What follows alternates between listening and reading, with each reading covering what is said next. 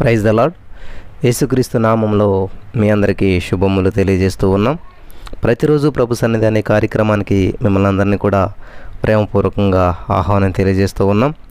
మరి ఈరోజు మనం ధ్యానించుకోబోయేటువంటి అంశం ఏంటంటే ఆమోసు గ్రంథాన్ని మనం వివరించుకొనబోతున్నాం. మరి ఈ యొక్క ఆమోసు గ్రంథం వివరించుకునేటువంటి ముందు మనం చిన్న ప్రార్థన చేసుకుందాం. యేసయ్యా నీకు వందనాలు. ఈ సమయంలో పరిశుద్ధాత్మ దేవుడా నీవే మాకు సహాయం చేయమని ఈ యొక్క వాక్యాన్ని ధ్యానిస్తూ ఉండగా ప్రతి వారికి వినగల చెవి గ్రహించగలరు అనుగ్రహించమని యేసు నామములో పరిశుద్ధాత్మ సహాయాన్ని కోరుతూ ప్రార్థిస్తున్నాం తండ్రి, ఆమేన్. ప్రియులారా, ఈ ఆమోసు గ్రంథం పరిచయం ఏంటంటే మనకి రచయిత ఎవరంటే మరి ఆమోసు ప్రవక్త అనమాట. అసలు ఈ పేరుకి అర్థం ఏంటంటే ఆమోస్ అంటే మరి భారం మోసేటువంటి వాడు. ఆమోస్ అనేటువంటి పేరుకు అర్థం ఏంటంటే భారం మోసేవాడు. మరి ఇతను ఒక పశువుల కాపరి అనమాట. మరి ఆ బెత్లెహేమ్ ఊరికి దక్షిణంగా ఒక 9 కిలోమీటర్ల దూరంలో ఉన్నటువంటి తెకోవా అనేటువంటి గ్రామంలో ఈ మేడి పండ్లు సేకరిస్తూ మరి జీవనోపాధిని గడుపుకునేటువంటి ఒక పేదవాడు అనమాట. ఇది రాసినటువంటి కాలం ఆల్మోస్ట్ క్రీస్తు పూర్వం, అంటే యేసుక్రీస్తు ప్రభు వారు ఇంకా పుట్టక ముందే ఈ గ్రంథాన్ని రాసినట్టు మనకి చెప్తూ ఉంటుంటారు. 760 సంవత్సరం అట్లా ఆ టైంలో రాసి ఉండొచ్చు అని చెప్తుంటుంటారు. ఇందులో ముఖ్యమైనటువంటి అంశాలు ఏంటంటే దేవుడు తన ప్రజల పట్ల మరి నమ్మకంగా ఉన్నాడు. దేవుడు ఏ విధంగా అయితే నమ్మకంగా ఉన్నాడో ఆ నమ్మకంగా ఉన్నాడు కనుక మరి ఈ ప్రజలు కూడా ఆయన ఆజ్ఞకి లోబడి ఆ ఆజ్ఞల ప్రకారం జీవించాలి అనేటువంటిది అనమాట. మరి ఈ సామాజిక న్యాయం అనేటువంటిది దేవుని పట్ల ఆ సమాజంలోని మనుషులకు ఉన్నటువంటి నమ్మకత్వానికి ప్రతిబింబం అనమాట. ఎందుకంటే సమాజంలో అందరికీ సమన్యాయం జరగాలి, అలా జరుగుతున్నప్పుడే దేవుడు ఉన్నాడు అనేటువంటిది ఒక నమ్మకం అనేటువంటిది ప్రజల్లో ఏర్పడదు అనమాట. కాబట్టి దేవుడు ఈ భూమంతటికి సర్వోన్నతుడు, జీసస్ ఆల్మైటీ గాడ్, సర్వశక్తిమంతుడు అనమాట. భూమంతటికి కూడా ఆయనే అధిపతి.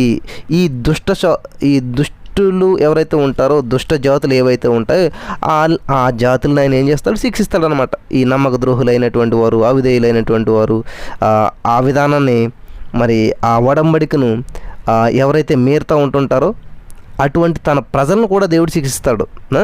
అన్యజాతులనే కాదండి, దేవుడు తన ప్రజలను కూడా శిక్షిస్తూ ఉంటాడు అన్నమాట. మరి ఇజ్రాయేల్ ప్రజలు కూడా వారి యొక్క పాపం మూలంగా వారిని దేవుడు ఏం చేశాడంటే పెళ్ళగించి శిక్షించేందుకు మరి దేవుడు వేరొక ప్రజలను కూడా వాడుకుంటాడు అనమాట. మరి చివరిలో ఇజ్రాయేల్ ప్రజల విముక్తిని గురించినటువంటి వాగ్దానం కూడా ఇందులో మనకి కనిపిస్తూ ఉంటుంటుంది. ప్రియమైనటువంటి సహోదరి స్నేహితులరా, మరి దయచేసి ఈ యొక్క ఆమోసు గురించి మనం చూసినట్లయితే ఆమోసు యొక్క జీవితము, మరి ఆమోసును గురించినటువంటి విషయాలు ఈ గ్రంథంలో మనకి ఈ ఆమోసు గ్రంథంలో ఉన్నటువంటి సంగతులు తప్ప మరి ఇంకెక్కడ కూడా మనకి తెలియదు అనమాట. ఇంకేమీ విషయాలు ఏ గ్రంథాల్లో మనకి కనిపించవు, కేవలం ఇక్కడ మాత్రమే మనం వాటిని చూడగలుగుతూ ఉంటుంటాం. మరి ఇతను ఈ యూదయ మన్య ప్రదేశంలోని తెకోవాకు చెందినటువంటి ఆ ఊరు కాపురస్తుడు అనమాట. 1వ అధ్యాయం 1వ వచనం ప్రకారం మనకు అది తెలుస్తుంది. అతనేమో పశువుల కాపురం చెప్పి మనకు 1వ అధ్యాయం 1వ వచనం, 7వ అధ్యాయం 14వ వచనం ప్రకారం మనకు తెలుస్తుంది. అతను ఏం చేయడం అంటే అడవి పండ్లను ఏరి మరి పట్టణంలోనికి పోయి అక్కడ అమ్ముకునేటువంటి వాడు అనమాట. 7వ అధ్యాయం 14వ వచనం చూస్తే మనకు తెలుస్తుంది. మరి ఈ దేవుని చేత పిలువబడినటువంటి ఇజ్రాయేలీలకు 10 గోత్రాలకు బోధించినటువంటి వాడుగా 7వ అధ్యాయం 15వ వచనం మనకు తెలుస్తుంది. మరి ఈ పట్టణాల్లో నివసించే వారందరికీ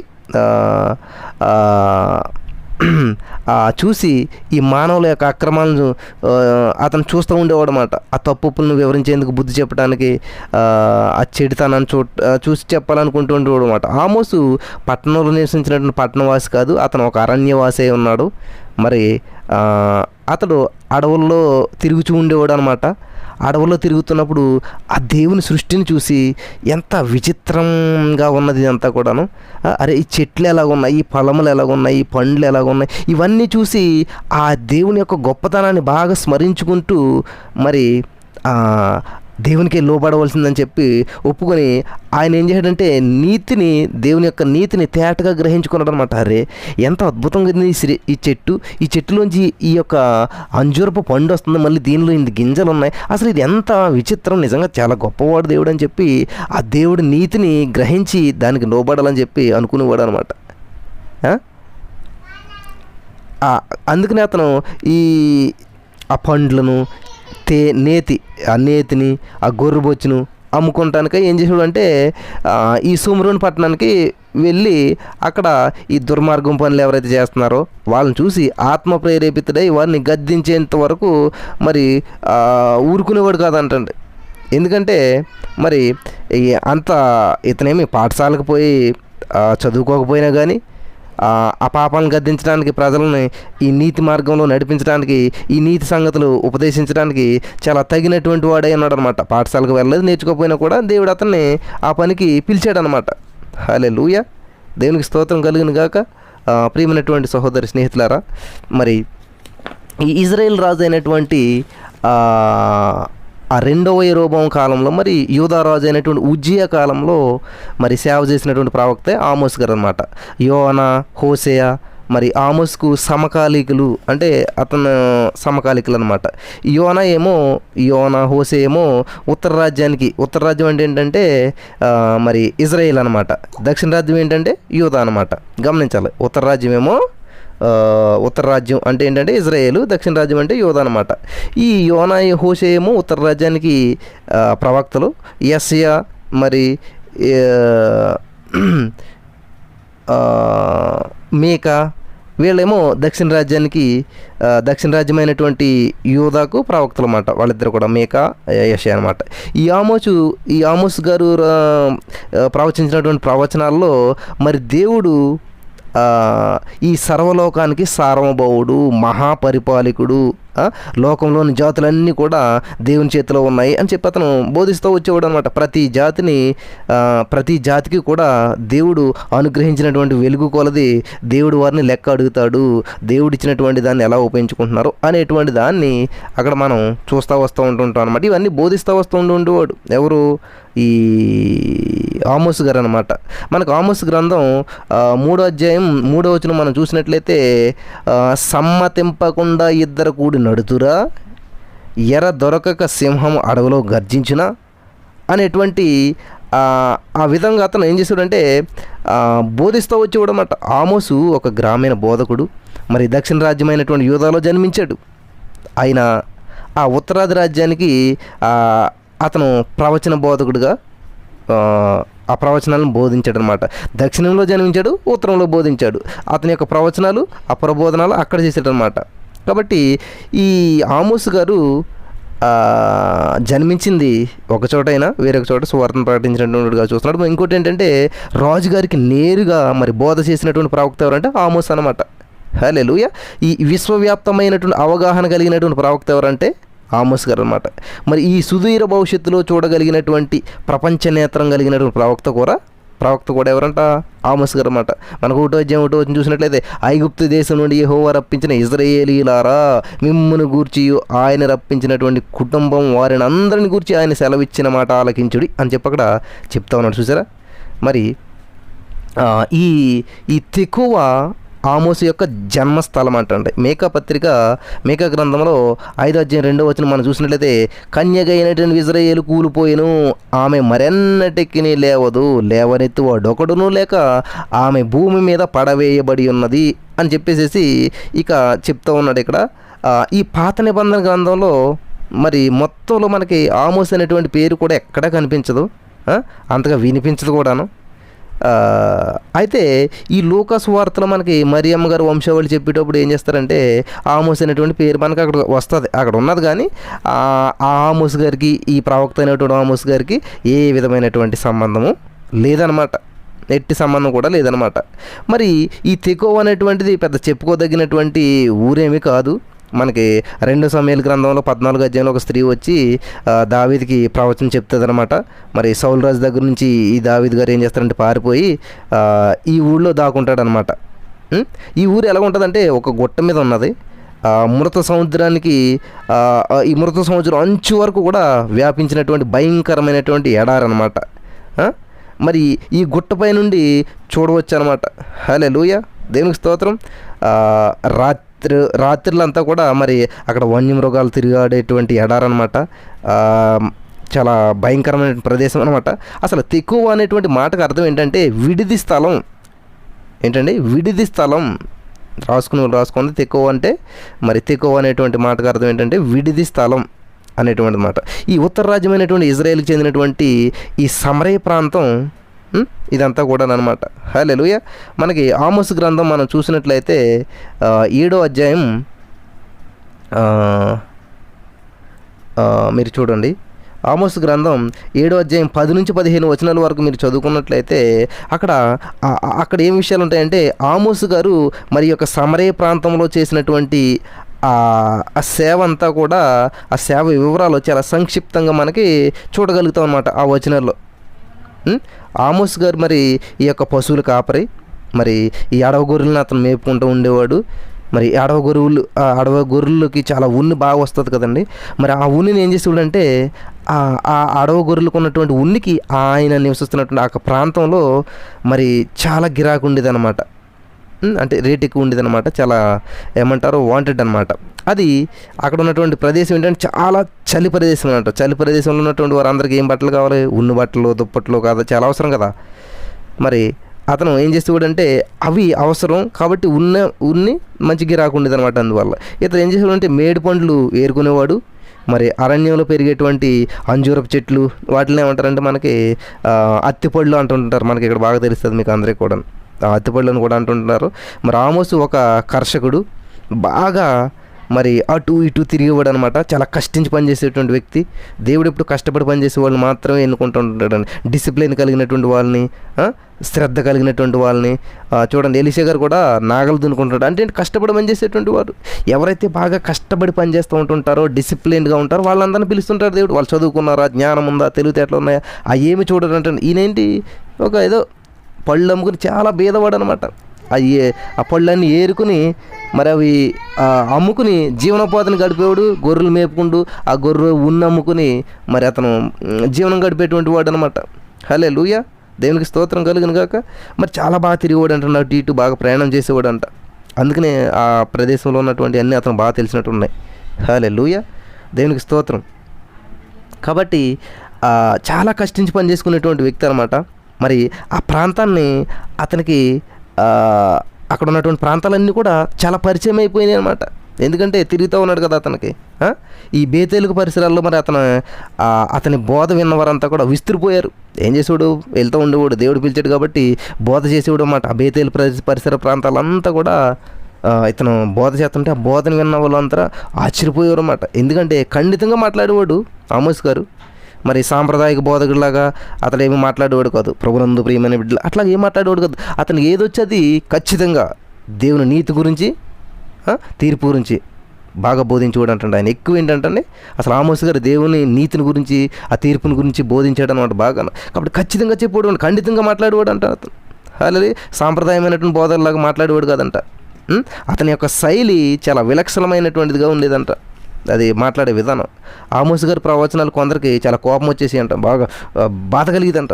మరి ఆమోసు దేవుని యొక్క వాక్యాన్ని ధైర్యంగా బోధించాడంటండి. కొందరు మరి అతని బోధన విని పశ్చాత్తాపడ్డారు. దేవునికి స్తోత్రం కలిగిన గాక. మరి దేవుని తట్టు తిరిగారంటే చాలామంది అతని బోధ విని.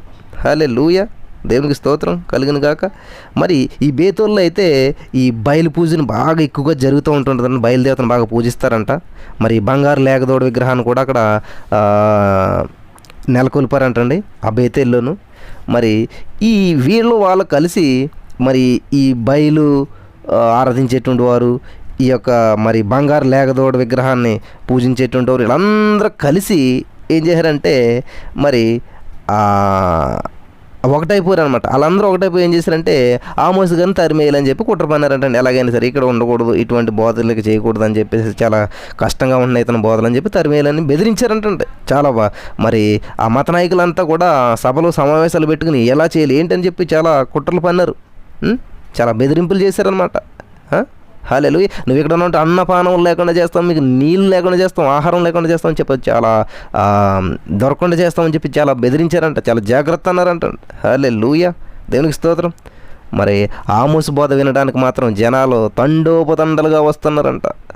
ఇది చూసినటువంటి మత నాయకులందరికీ కూడా ఈర్ష్య, అసూయ, ద్వేషం వచ్చిందంటండి.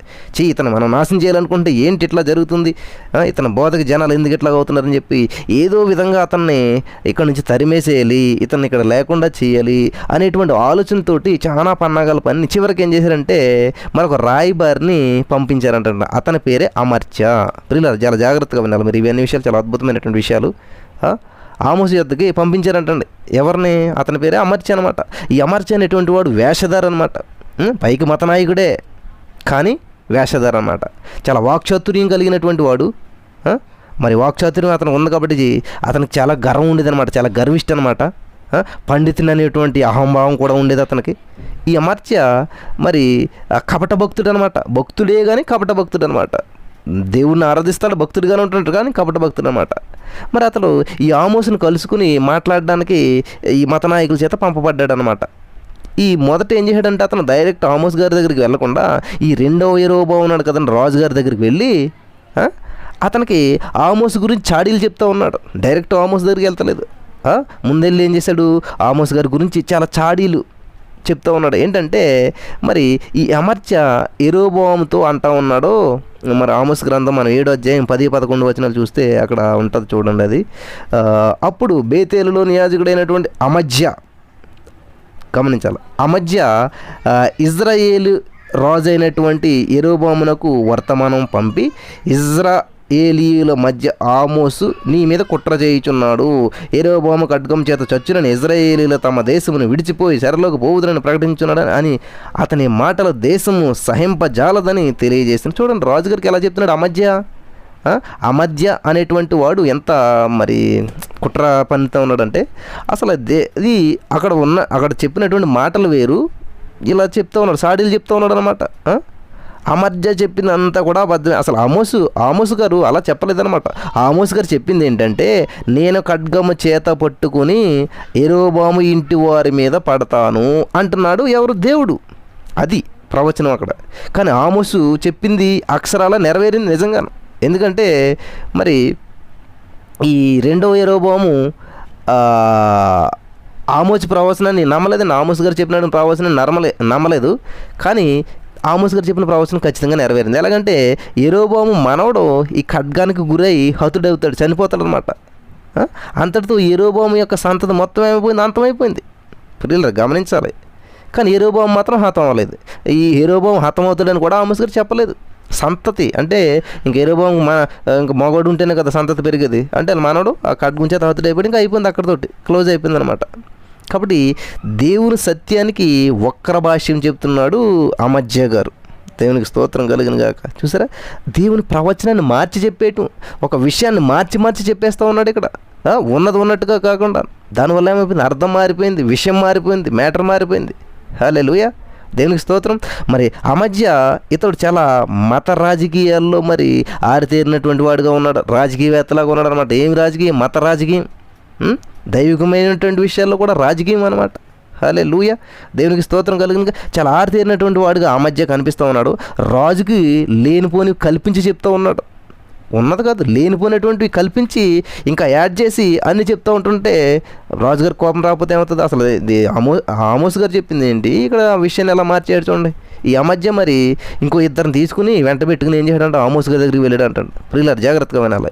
ఆమోస్ గారి దగ్గరికి వెళ్తే ఆ వెంట పెట్టుకుని వెళ్ళినటువంటి ఇద్దరు కూడా మరి అమధ్యకు తోడుపోయిన వారే, అంటే సేమ్ క్వాలిటీస్ కలిగినటువంటి వారే. వారిద్దరు కూడా అబద్ధ ప్రవక్తలు అనమాట, కపట బోధకులు వాళ్ళిద్దరు కూడా. హల్లెలూయా, అమధ్య అంటున్నాడు, ఓ దీర్ఘదర్శి తప్పించుకొని యూదా దేశానికి పారిపో.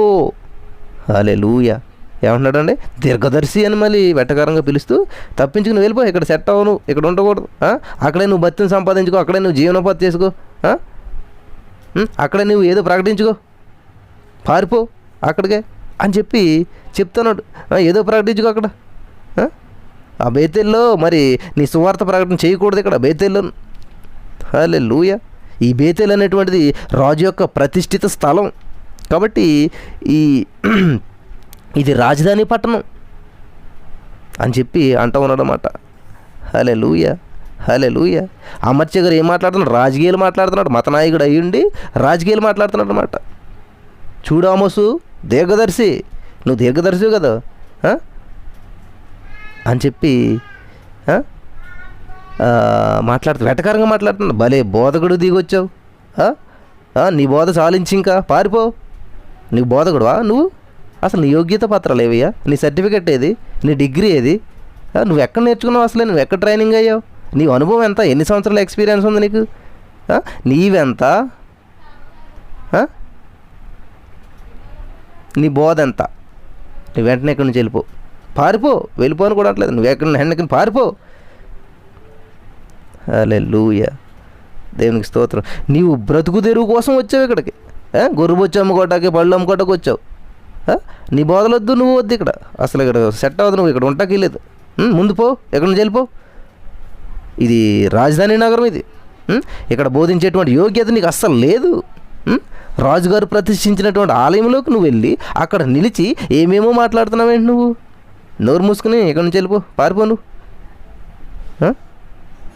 అని చెప్పేసేసి చెప్తా ఉన్నాడు ఆయన. ఎవరో అమజ్య గారు. హల్లెలూయా. అయోధ్య దేశం వెళ్ళు, అయోధ్య దేశంలో బతుకు, ఏదో బతుకు, వెళ్ళిపో, అయోధ్య దేశంలో బతుకుపో.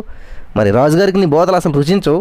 నీ మాటలు వినేటువంటి వారికి అవి నచ్చేట్టుగా ఉండవు, ఎబ్బెట్టుగా ఉన్నాయి. నచ్చట్లేదు ఎవరికి కూడా, చాలా ఎబ్బెట్టుగా ఉన్నాయి నీ మాటలన్నీ కూడా. నీ విధానం, నీ పద్ధతి, నీ లాంగ్వేజ్, అది అసలు నచ్చట్లేదు, ఎబ్బెట్టుగా ఉన్నాయి అంటూ ఈ అమజ్య ఏం చేస్తున్నాడంటే చాలా పౌరుషంగా మాట్లాడుతూ ఉన్నాడు, చాలా పౌరుషంగా మాట్లాడుతూ ఉన్నాడు. కాబట్టి ఈ ఆమోస్ గారు ఈ ధనికులను లక్ష్య పెట్టలేదు. మరి అతనికి ముఖ ప్రీతి మాట్లాడటం రావన్నమాట. ముఖం మీద మాట్లాడుతూనే తప్ప ప్రీతికరంగా వాళ్ళని మెప్పించే విధంగా మాట్లాడటం రాదు ఆయనకి. దేవుడు చెప్పమన్నదే చెప్తాడు. హల్లెలూయా, దేవునికి స్తోత్రం. ఎవరికి బెదరడు, కంగడు, కృంగడు. మరి నాగరికులైనటువంటి వీరికి నీ బోధలు నచ్చవు అని చెప్పి అమధ్య నేరారోపణ చేస్తూ ఉన్నాడు. దేవునికి స్తోత్రం. ప్రియులారా, ఆమోసు గారు బోధించేటువంటి బోధ ఏంటంట? దేవుని నీతిని, తీర్పుని బోధించాడంట ఆమోసు గారు. దేవునికి స్తోత్రం కలుగును గాక. మరి ఆమోసు ఈ అమధ్యకి ఇచ్చినటువంటి ఈ ప్రత్యుత్తరం వింటే ఎంత నిరాడంబరంగా ఉన్నదో చూడండి ప్రియులారా. మీరు చదవండి, ఇవన్నీ కూడా చాలా అద్భుతమైనటువంటి విషయాలు. ఆమోసు గ్రంథాన్ని మరలా చదవండి. అన్ని తిట్టిన తర్వాత, అంత నీచంగా మాట్లాడిన తర్వాత, అంత అవమానించిన తర్వాత ఈ ఆమోస్ గారు ఆయనకి ఇచ్చినటువంటి జవాబు చూస్తే చాలా ఆశ్చర్యం వేస్తుంది. అయ్యా, ఆమోస్ గారు అంటున్నారు, అయ్యా అమధ్య గారు, అంత మాట ఎందుకండి? అంత అలా మాట్లాడతారేంటండి? నేను ప్రవక్తను కాదండి, ప్రవక్త కొడుకుని కూడా కాదండి, అసలు కనీసం ప్రవక్త శిష్యుని కూడా కాదండి. వావ్, నేను మామూలు పశువుల కాపరనండి. ఆ మేడిపళ్ళు ఏరుకుంటూ ఉంటుంటే, నా పశువులు నేను మేపుకుంటూ ఉంటుంటే, నా గొర్రెలు నేను మేపుకుంటూ ఉంటుంటే యెహోవా నన్ను పిలిచాడండి. నీవు పోయి నా జనులైనటువంటి ఇజ్రాయేల్ వారికి కొంచెం ఆ ప్రవచనం చెప్పన్నాడండి. అంతేనండి, మీరు అన్నంత నేను గొప్ప ప్రవక్తనో లేకపోతే ఎవరినో కాదండి, ప్రవక్త కొడుకుని కాదు, ఒక పనుడిని, ప్రవక్త దగ్గర పనిచేసేటువంటి ఆ యొక్క శిష్యుని కూడా కాదండి, పశువులు కాపరనండి అని చెప్తున్నాడు అనమాట. దేవుడు ఇలా చెప్పాడండి. హల్లెలూయా. ఈ బేతేలు ప్రాంతీయులంతా కూడా వాళ్ళు ప్రతిఘటించినటువంటి విధానం చాలా బలంగా ఉందంటండి. ఈ రెండవ యెరోబోము మరి అతని చుట్టూ ఉన్నటువంటి ఆ అధికారులు కూడా చాలా భయంకరమైనటువంటి వన్యమృగాల వంటి వారు అంటండి వాళ్ళు. దేవునికి స్తోత్రం కలుగును గాక. హల్లెలూయా. చూసారా ప్రియమైనటువంటి సహోదరి స్నేహితులారా, యాకోబు పత్రికలు మనం చూసినట్లయితే 3వ అధ్యాయం 8వ వచనం చూసినట్లయితే అక్కడ ఏ నరుడు నాలుకను సాధు చేయనేరడు, అది మరణకరమైనటువంటి విషముతో నిండినది, అది నిరర్గళమైనటువంటి దుష్టత్వమే. చూస్తారా, ఆమోసు సేవలో మరి గెలుపు రహస్యం ఏంటంటే దేవుని పిలుపు. గమనించండి, ఆమోసు గారి యొక్క సేవ గెలుపు రహస్యం ఏంటంటే దేవుని పిలుపు అనమాట. అదే అతని యోగ్యత, అర్హత. అడిగాడు కదా ఆయన అమధ్య కదా, ఏంటి నీ యోగ్యత, నీ అర్హత అంటే ఏంటంటే దేవుని పిలుపు మాత్రమే యోగ్యత, అదే మాత్రమే అర్హత. దేవునికి స్తోత్రం. క్వాలిఫికేషన్ ఉంటే దేవుడు పిల్లడం, దేవుని పిలిపే ఒక క్వాలిఫికేషన్ అనమాట. హల్లెలూయా. కాబట్టి ఏ దైవ సేవకునికైనా ఉండవలసినటువంటి యోగ్యత ఇదే, దేవుని పిలుపు అనమాట. పిలిచినటువంటి దేవుడు విశ్వసనీయుడు కనుక మరి ఆమోసు అంత ధైర్యంగా మాట్లాడగలిగాడు. హల్లెలూయా. ఆమోసు ఎవరంటే ఒక దైవజనుడు, దేవుని ప్రవక్త, దేవుని మూలంగా పలికాడు. దేవునికి స్తోత్రం. మరి ఇజ్రాయేల్ ప్రజలకు మరి మతం ఉంది కానీ ఆత్మీయత లేదండి. దేవునికి స్తోత్రం. మతం ఉంది వాళ్ళకి, ఆత్మ యందు మృతులే మాట. దేవునికి స్తోత్రం. వారి పాపాలను దేవుడు మరి చూచి చూడనట్టు విడిచిపెట్టేటువంటి దేవుడు కాదండి. దేవుని ధర్మశాస్త్రం నందు వాళ్ళు ఏంటంట విధేయులు కాలేదంటండి, ఆ విధేయులు అయిపోయారు అనమాట. దేవుడు ధర్మశాస్త్రం ఉన్నటువంటి విధులను వారు మీరిపోయారంట, మీరుచున్నారంటమాట. దేవునికి స్తోత్రం కలుగును గాక. దేవునికి అవిధేయులు అయిపోయారంట. హల్లెలూయా. దేవునికి స్తోత్రం కలుగును గాక. దేవునికి అవిధేయులైపోయి మోసం, దగ, కుట్ర, దోపిడీ, దౌర్జన్యం, ఈ బీదలందరిని అడగదొరకడం, ఇలాంటి పాపాలు వారిలో బాగా పెచ్చిరిల్లిపోయినాయంటండి, హెచ్చైపోయినాయి, పెరిగిపోయినాయి అంటండి. దేవుడు తన ప్రవక్త ద్వారా దేవుడు వారిని గద్దిస్తూ ఉన్నాడు. హల్లెలూయా. దేవునికి స్తోత్రం కలుగును గాక. హల్లెలూయా. గద్దిస్తూ ఉన్నాడు. ఆమోసు గ్రంథం మరి 5వ అధ్యాయం 21 నుంచి 24 వరకు మీరు చూసినట్లయితే అక్కడ చాలా అద్భుతమైన విషయాలు. మీ పండుగ దినములు నేను అసహించుకొనిచున్నాను, వాటిని నీచముగా ఎంచుచున్నాను. మీ వ్రత దినములలో కలుగు వాసన నేను ఆగ్రహించుకొనిచున్నాను.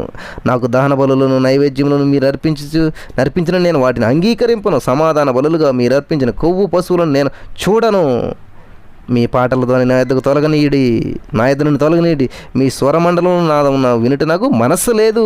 హల్లెలూయా. చూసారా 24వ వచనం, నీళ్లు పారినట్లుగా న్యాయము జరుగనీయుడి, గొప్ప ప్రవాహములని నీతిని ప్రవహింపనీయుడి.